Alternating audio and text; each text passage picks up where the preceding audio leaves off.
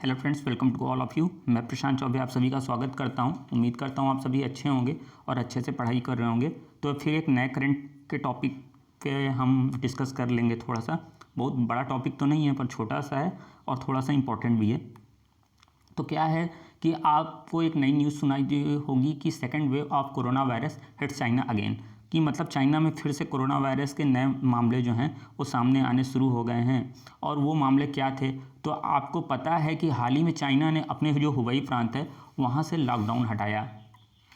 चीन ने लॉकडाउन हटाया 25 मार्च के दिन, और ये लॉकडाउन इसलिए हटाया गया कि चीन को लगा कि उसके यहाँ जो है यह जो बीमारी है वह बिल्कुल से ही समाप्त हो गई है और कोई भी उनके यहाँ नए केसेज नहीं आ रहे थे, इसलिए उन्होंने इस लॉकडाउन को हटाना सही समझा।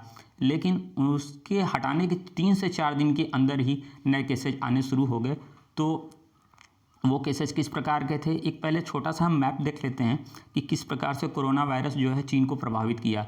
तो चीन की अगर कोरोना वायरस की हिस्ट्री को देखें तो कुछ इस प्रकार है कि 22 जनवरी को जो है चीन ये मामले केसेज आने शुरू हुए और धीरे धीरे बढ़ते बढ़ते आप देखेंगे कि 13 फरवरी में एकदम ये पीक पर हो जाता है। मतलब बहुत ज़्यादा उनके सामने मामले आने शुरू हो जाते हैं। उसके बाद चाइना ने बड़े ही कड़े नियम लगा दिए हुबई राज्य के ऊपर और वुहान के ऊपर। वुहान जो है हुबई प्रांत का एक शहर है और वुहान को सेपरेटली लॉक किया गया था, जहाँ से यह जो है कोरोना वायरस फैला था। अब उसके बाद धीरे धीरे जो है आप देखेंगे कि मार्च आते आते केसेज उनके यहाँ फ्लैट होने शुरू हो जाते हैं, फिर केसेज आने कम हो जाते हैं। और उसके बाद अगर आप लॉकडाउन पे थोड़ी सी नज़र डालेंगे कि आप देखेंगे कि 31 मार्च तक उनके यहाँ एकदम से केसेज आने बंद हो जाते हैं। तो थोड़ा सा लॉकडाउन पर नज़र डालते हैं क्या था। तो 23 जनवरी को जो है हुबई को लॉकडाउन किया गया। 20 से 24 मार्च के बीच में आप देखेंगे कि कोई भी नया केस उनके सामने नहीं आ रहा है। 25 मार्च को लॉकडाउन समाप्त किया गया, लेकिन वुहान को छोड़कर। और वुहान का जो लॉकडाउन है अभी 8 अप्रैल तक चलेगा, ऐसा जो है गवर्नमेंट की रिपोर्ट है कि अभी भी वहाँ पर जो है ये चीज़ें चलेगी। होता क्या है कि वो वुहान में ही ये केसेस सबसे ज़्यादा सामने आए थे, तो ये अभी भी वहाँ पे सेपरेट लॉक किया गया है। लेकिन अगर हुबई प्रांत की बात करें तो वहाँ पर क्या था कि सिनेमाघर खोल दिए जाते हैं, पब्लिक ट्रांसपोर्ट को बहाल कर दिया जाता है, स्कूल कॉलेज शॉपिंग मॉल ये चीज़ें खोल दिए जाते हैं। अगर आप इन पिक्चर्स को देखें तो ये देखिए कि वहाँ पर ये चीज़ें शुरू कर दी जा रही हैं, पब्लिक ट्रांसपोर्ट शुरू किया जा रहा है। उनको लग रहा है कि जो है अब जो है ये चीज़ें हैं नहीं, लेकिन अभी भी 50% लोग ही इन चीज़ों का उपयोग कर रहे हैं। और कई जगह तो वहाँ की गवर्नमेंट ने साइन भी लगा दिया है कि आपको डरने की कोई आवश्यकता नहीं है और ये बीमारी लगभग हमारे यहाँ से ख़त्म सी हो गई है। और जो कुरियर कंपनी थी, जो शॉपिंग मॉल थे, उनको भी चालू कर दिया गया। लेकिन लॉकडाउन हटाने के 3-4 दिन बाद क्या होता है कि 5700 जो पीपल रहते हैं उनको डिस्चार्ज, माफ़ कीजिएगा, 57,000 जो लोग रहते हैं उनको डिस्चार्ज किया जाता है हुबई प्रांत में। और कई जगह जो रहता है चाइनीज अथॉरिटी जो रहती है वह केसेज मतलब एक तरह से साइन बोर्ड लगा देते हैं कि किसी को मास्क पहनने की भी आवश्यकता नहीं है और बिना मास्क के भी वो बाहर जा सकते हैं। उनको लगा कि अगर 57 दिन का लॉकडाउन था तो बहुत है और हमने इसको कर भी लिया है इस चीज़ को लेके। लेकिन होता क्या है कि फिर से जैसे ही नए केसेस सामने आते हैं वो परेशान हो जाते हैं।